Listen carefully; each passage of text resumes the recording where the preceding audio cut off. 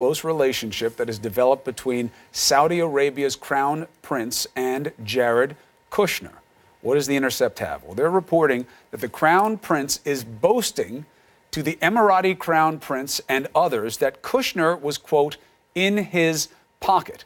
Joining us now is one of the authors of this report, The Intercept's D.C. bureau chief, Ryan Grim. Ryan, thank you for joining us. Hey, thanks for having me. So, the prince is saying, I have Kushner in my pocket because... Yeah, his evidence is that, when I met with him in late October of this year, he brought me the names of political dissidents within the royal family and other elites in Saudi society that U.S. intelligence had collected and determined were kind of skeptical of the crown prince's rapid rise. A week later is when this famous kind of Ritz Royal Roundup happened, where they turned the Ritz-Carlton Riyadh into a prison for his cousins and his other people close to him.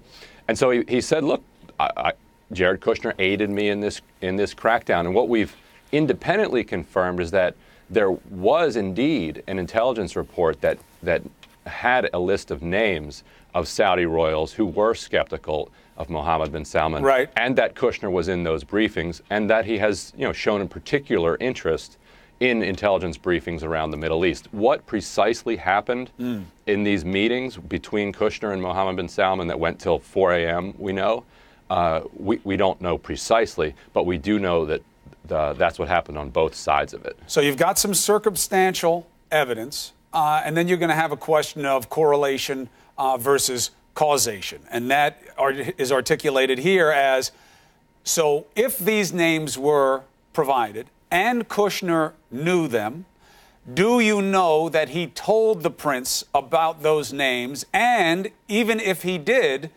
was it acceptable for him to do so under some type of condition of their agreement? Anything on those? Right. So there would be two levels of that. If Kushner had the permission of the foreign policy apparatus or the president or both, then he would be completely within his legal right to share those, and it would be an expression of kind of a covert U.S. foreign policy to help Mohammed bin Salman solidify power and crack down on corruption in his country. That would be a remarkable development. It would be, U.S. interference in Saudi Arabia's internal politics.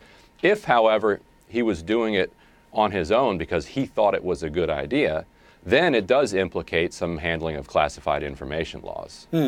Now, is there another potential level to this of Qatar and Saudi Arabia and ongoing matters there, including with Kushner, where his father may have been working Qatar to get money for one of their properties, and how that works with this? Is there any connection to those in your reporting? Well, all of Kushner's activities in the Gulf are seen by a lot of observers through this light, because we know that, well, Jared Kushner remains a major partner in Kushner Companies, Sure, a real estate firm that is, they're deeply underwater on their 666 Fifth Avenue property. This is kind of Jared Kushner's kind of touchstone purchase back in 2007. And if that goes down, it could bring the entire Kushner Companies with it.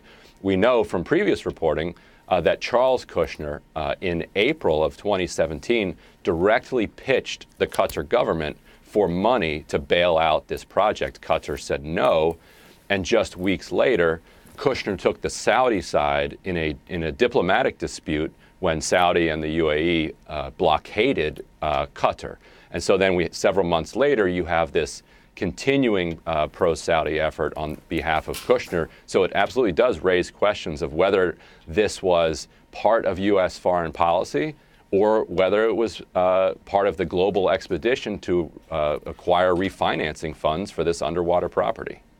Now, his lawyers say they're not even going to dignify these questions, so they didn't answer them. You have more digging to do on this, so do the rest of us. Appreciate you giving us a couple of pieces to the puzzle here, Ryan. But if nothing else, we're once again dealing with a manifestation of the problems created by apparent conflicts of interest. And that's something new in our government, to have people who are so prominent on the business side and have those affairs now, whether intentionally or unintentionally, leak in to their public work as well. Ryan Grim.